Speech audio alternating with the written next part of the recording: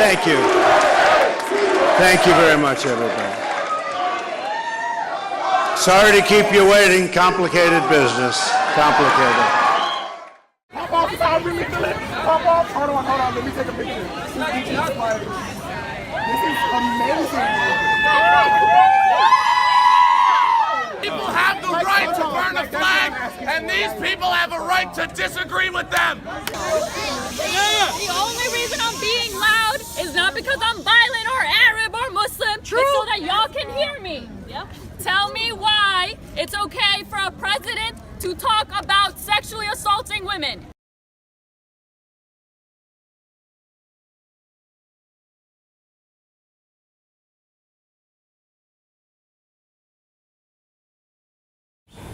I can demonstrate my first reactions.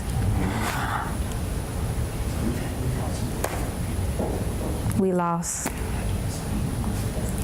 That's all. We lost. I cried. I think probably my first reactions were like a lot of people at AU, and generally the people who I know, which is to say a sense of disbelief. Look, you have to understand, that flag stands for the love that I have for everybody here. That stands for the soldiers that fight. And that same flag Answer my question. So I was very surprised in the selection. I felt like the American people let me down. First off, I was a third-party voter. I'm a libertarian, and I voted for Gary Johnson. And so my main stake in the election was actually hoping that the Libertarian Party would garner 5% of the vote and gain minority party status. And I was kind of taking the answer of the general, like the election in general, as a given. I assumed Hillary Clinton was going to win. I didn't really regard that as like a chance thing. I just was like, oh yeah, Hillary Clinton's going to win. We're trying to get 5%. And then so I was like I was more paying attention to that aspect than even that. And I went to bed before the election ended, and my roommate woke me up. She's like, Donald Trump's president. Like here in DC, like most of the people seem to be at the AU community specifically, they seem to be like, they were not into the Trump rally. However, things were absolutely different, as a matter of fact, in real life. I mean, this semester I have seen disastrous, terrible racism from my colleagues, things that I have never ever experienced before, things that no one would imagine that we would see here in the U.S. and the American university. Understand how it's acceptable to vote for a president that calls for the complete and utter shutdown of a religious group. How does that make you feel? The 2016 election represented my worst fear come true. You know, I think as someone who is Latino and who is an immigrant, I think that you, whether you know it or not, you kind of carry with you this like fear of how you're valued or how you are seen in this country. It's an issue, okay? I'm not saying that's not an issue. I'm saying compared to the things Hillary's done, I see her issues. I see those as worse to what Trump did. He's saying comparing Hillary's issues and what she's accused of is worse than what Trump did. Very sad and depressed, as if something inside of me was disappointed and died. And I felt personally victimized, and that my country no longer cared for who I was as an African-American woman, as a first-generation college student, a first-generation American. I'm third-generation American on both sides. And when my families came over, they were really happy to be American. They didn't learn Spanish, they didn't learn Polish, they didn't learn Serbian, so they were really into being American. And I remember how devastated my grandmother was when she heard that Trump had won.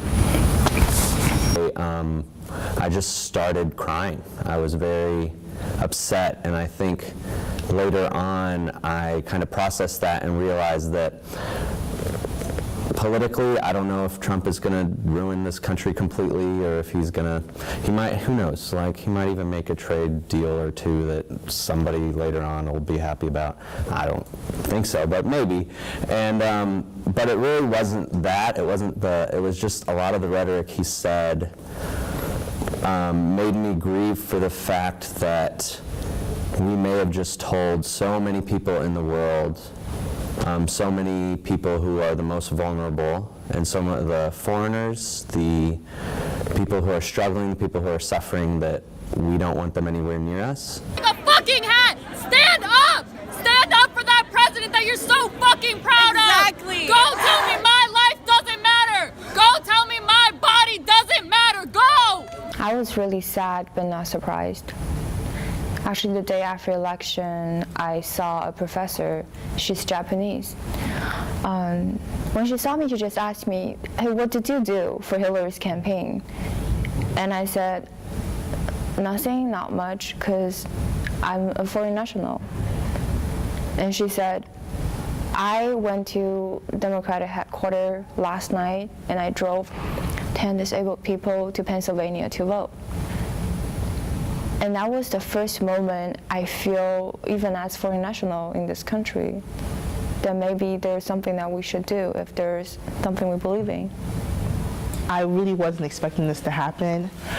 I kind of felt betrayed in a way, like how could this country do this to so many people who already feel, me myself feel victimized and marginalized, and I just felt that it was just not safe.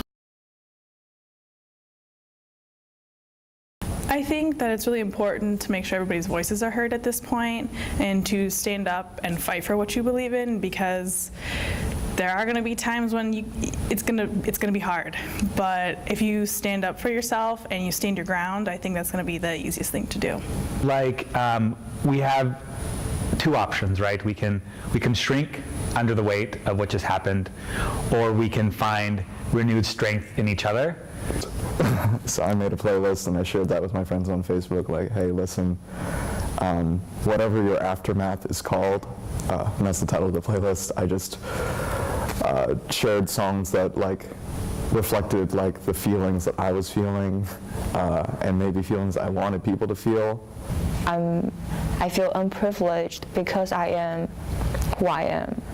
And at the moment when you feel unprivileged and you feel that your rights are taken away from you because of your identity, it's very hard for you to see the problems through the lens of gender or race. But I just realized that my Trump-supporting rural family is part of this country, and they need to be a part of that process. They need to be seeking justice as well if the whole country is going to do it. The most important thing right now is to have discussion and to have dialogue. We're doing the most we can. We're not quite at the point of where our grandparents and their grandparents were at, but I think we're getting there. We're getting to the point of having to fight for what we believe in. We lost. Yes, the next 4 years are going to be really horrible.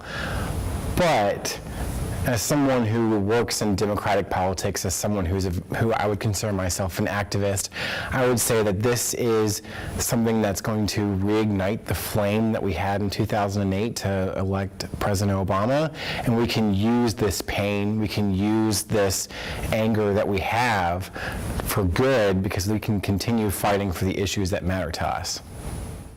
The university itself is an incredibly important, valuable physical site to protect and maintain and nourish for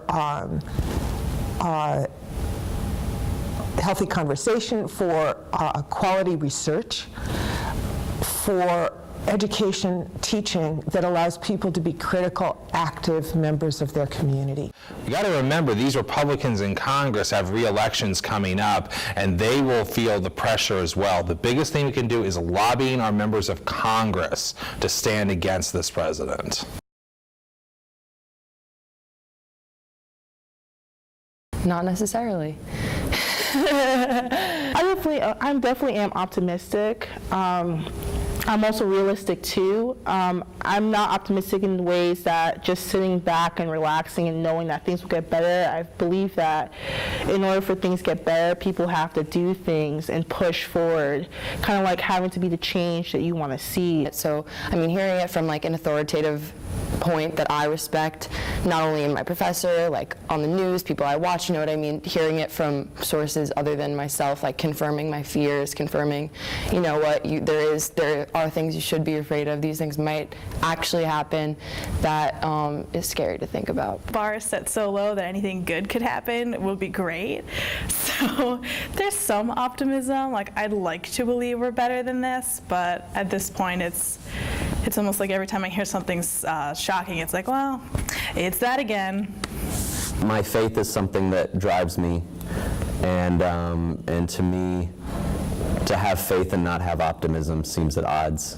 Like it was going to go a bad direction and everyone was just going to be afraid for a while.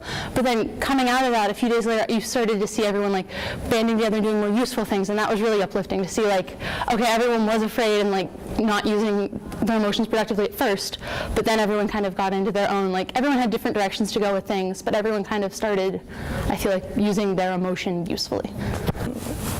When I first came here, I came here thinking that I would find this land as my land one day. I was not treated like I was a part of this place. So, as long as I feel like a stranger, I can't stay in a place where I feel like a stranger. I think, like most immigrants, I carry with myself an innate sense of optimism, just in general, about this country and what's possible, because we've seen what's possible already. We've seen so many people overcome significant struggles, right? And this is kind of our moment to kind of test the strength of our will and our determination. And I definitely think that I am excited to get the opportunity to forge new ground, or at the very least, I think that this election has created a moment for us to really engage in deep dialogue about issues that have significant impact on all of us, across the spectrum of color.